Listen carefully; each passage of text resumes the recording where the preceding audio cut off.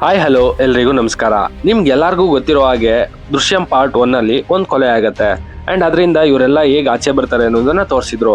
ಇನ್ನು ಪಾರ್ಟ್ 2 ಅಲ್ಲಿ ಇದಕ್ಕೆ ಒಂದು ಬಿಗ್ ಟ್ವಿಸ್ಟ್ ಇಟ್ಟು ಈ ಕೇಸ್ನ ಹೇಗೆ ಎಂಡ್ ಆಗತ್ತೆ ಅನ್ನೋದನ್ನ ತೋರಿಸಿದ್ರು ಅಲ್ವಾ. ಸೊ ನಾವೆಲ್ಲ ಏನ್ ಅನ್ಕೊಂಡ್ವಿ, ಈ ಕೇಸು ಪಾರ್ಟ್ 2 ಅಲ್ಲಿ ಎಂಡ್ ಆಯ್ತು ಅನ್ಕೊಂಡಿದ್ವಿ. ಆದ್ರೆ ಇವಾಗ ಇವರು ಮತ್ತೆ ಪಾರ್ಟ್ 3 ಇಂದ ಬಂದಿದ್ದಾರೆ. ಸೊ ದೃಶ್ಯಂ ಪಾರ್ಟ್ 3 ಲಿ ಏನೇನಿದೆ, ಇದು ಪಾರ್ಟ್ 1 ಹಾಗೆ ಪಾರ್ಟ್ 2 ತರನೇ ಇಂಟ್ರೆಸ್ಟಿಂಗ್ ಆಗಿದೆಯಾ ಅಂತ ನಾವಿವತ್ತು ಡೀಟೇಲ್ಡ್ ಆಗಿ ಮಾತಾಡ್ಕೊ ಬರೋಣ ಬನ್ನಿ. ಅದಕ್ಕೂ ಮುಂಚೆ ನೀವಿನ್ನ ನನ್ನ ಚಾನಲ್ನ ಸಬ್ಸ್ಕ್ರೈಬ್ ಮಾಡ್ಕೊಂಡಿಲ್ಲ ಅಂದ್ರೆ ಅಂಡ್ ನಾನು ಮಾಡುವಂತ ಕಂಟೆಂಟ್ ನೀವು ಇಷ್ಟ ಆದ್ರೆ ಮಾತ್ರನೇ ಸಬ್ಸ್ಕ್ರೈಬ್ ಮಾಡ್ಕೊಂಡು ಸಪೋರ್ಟ್ ಮಾಡಿ. ಇನ್ನು ಈ ಫಿಲಮ್ನ ಒನ್ಲೈನ್ ಸ್ಟೋರಿ ಏನು ಅಂತಂದ್ರೆ, ನಿಮ್ಗೆಲ್ಲರಿಗೂ ಗೊತ್ತಿರೋ ಹಾಗೆ ಪಾರ್ಟ್ 2 ಅಲ್ಲಿ ಪೊಲೀಸ್ ಅವರು ಈ ಕೇಸ್ನ ಕಂಟಿನ್ಯೂ ಮಾಡದೇ ಇರೋ ಹಾಗೆ ಮಾಡಿದ್ರು ಅಲ್ವಾ.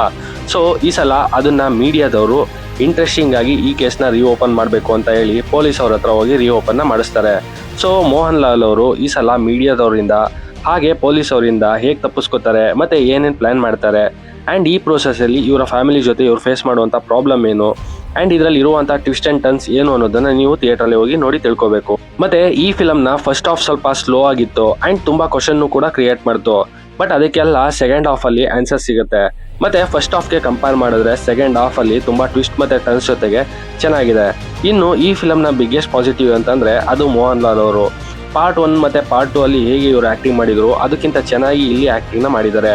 ಅದರಲ್ಲೂ ಮೀನಾ ಅವ್ರ ಜೊತೆ ಇರುವಂಥ ಎಮೋಷನ್ ಸೀನ್ ತುಂಬ ಸೂಪರಾಗಿ ಬಂದಿದೆ.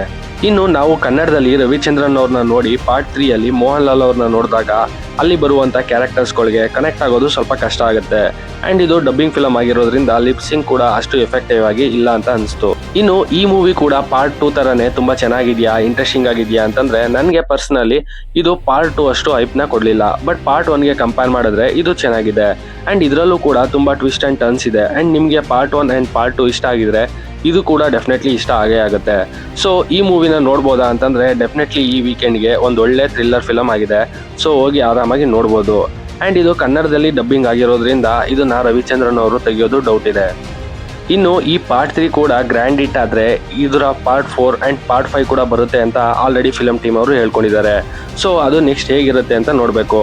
ಮತ್ತು ಈ ಫಿಲಮ್ ಬಗ್ಗೆ ನಿಮ್ಮ ಅನಿಸಿಕೆ ಅಭಿಪ್ರಾಯ ಏನು ಅನ್ನೋದನ್ನು ಕಮೆಂಟ್ ಮಾಡಿ ಅಂತ ಹೇಳ್ತಾ ನನ್ನ ಈ ವಿಡಿಯೋನ ಕ್ಲೋಸ್ ಮಾಡ್ತಾ ಇದ್ದೀನಿ. ನಿಮಗೆ ಈ ವಿಡಿಯೋ ಇಷ್ಟ ಆಗಿದ್ರೆ ಲೈಕ್ ಮಾಡಿ, ಶೇರ್ ಮಾಡಿ, ಹಾಗೆ ಮತ್ತಷ್ಟು ಫಿಲಮ್ ರಿಲೇಟೆಡ್ ಅಪ್ಡೇಟ್ಗಾಗಿ ನನ್ನ ಚಾನಲ್ನ ಸಬ್ಸ್ಕ್ರೈಬ್ ಮಾಡ್ಕೊಳ್ಳಿ. Thanks for watching this.